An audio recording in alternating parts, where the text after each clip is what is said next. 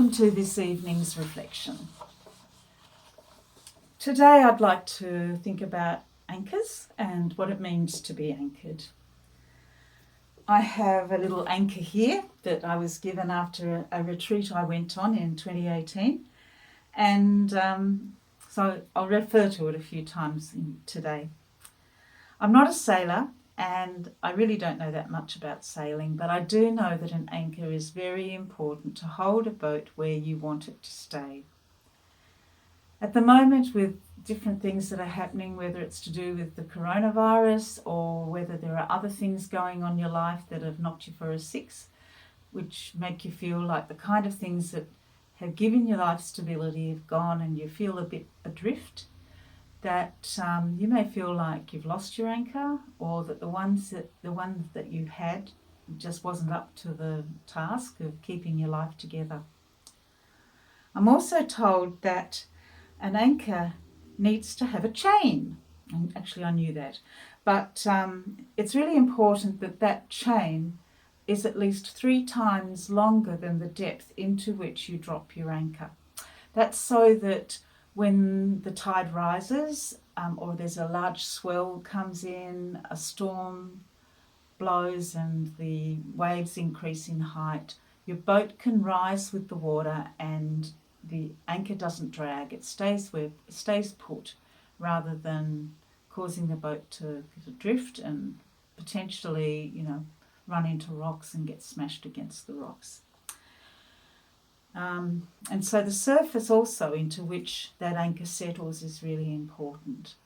Apparently, different surfaces hold an anchor better than others.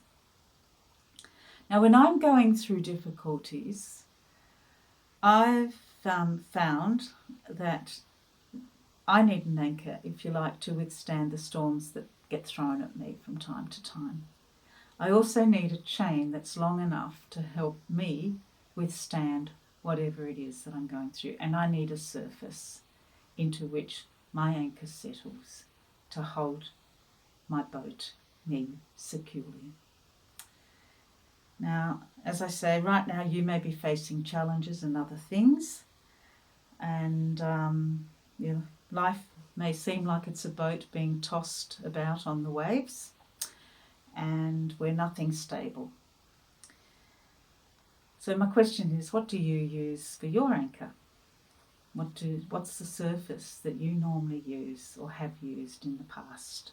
Margaret Silf, in her book At Sea with God, suggests that I can have 2 anchors in my life, in my boat. These are not an escape from the struggle, the hard reality. They are, however, a means by which I can help get through the struggle. The first anchor is prayer, she says. It's the kind of prayer that brings me to a place of stillness where I can realize who I am and who it is who's journeying with me, where it can help me take the focus off myself and put it back on God. And when everything has gone pear-shaped, it's the kind of prayer that helps me get a sense of proportion, so that the difficulties and the challenges that seem way too big for me to handle can become manageable and not so overwhelming. In the Bible, there is a man called James who had this advice: consider it a sheer gift, friends, when tests and challenges come at you from all sides. A sheer gift, he reckons. Well, He also says that when you know that under pressure your faith life is forced into the open and shows its true colours. So don't try to get out of anything prematurely. Let it do its work so you become mature and well developed, not deficient in any way. Now, I admit that that's a little bit at odds with my tendency to maximise pleasure and minimise pain, but I can hear the wisdom in what he's saying. He also says that if you don't know what you're doing, pray to the Father, to God. He loves to help. You'll get his help and won't be condescended to when you ask for it. Ask boldly, believingly, without a second thought. People who worry their prayers are like wind-whipped waves. The second anchor is special friends, Margaret Silf says. Soul friends, she calls them. They can help me to see a way through and how to keep going. They don't judge me. They accept me for just who I am. And they can reflect back to me what I'm doing and what it is I long to be.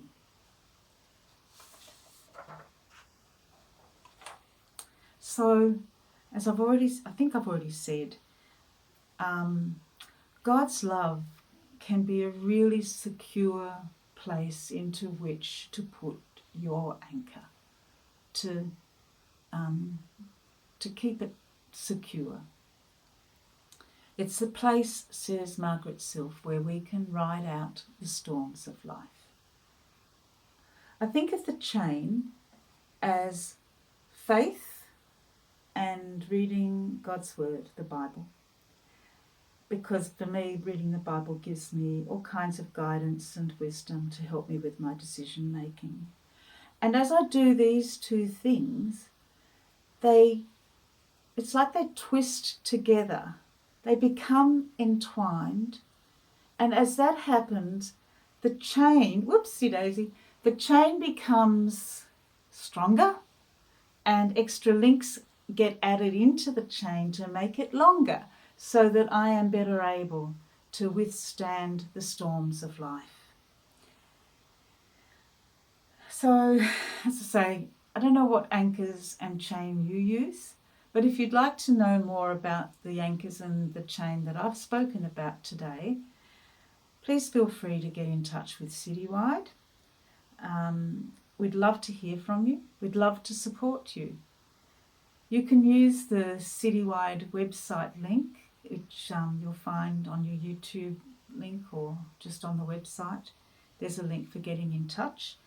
Or you may want to connect with the pastor in your local church. I'd like now to leave you with some words from Psalm 27, verse 13 and 14. Yet I totally trust you to rescue me one more time, so that I can see once again how good you are while I'm alive. Here's what I've learned through it all. Don't give up. Don't be impatient. Be entwined as one with the Lord. Be brave and courageous and never lose hope. Just keep on waiting, for He will never disappoint you. Bye for now.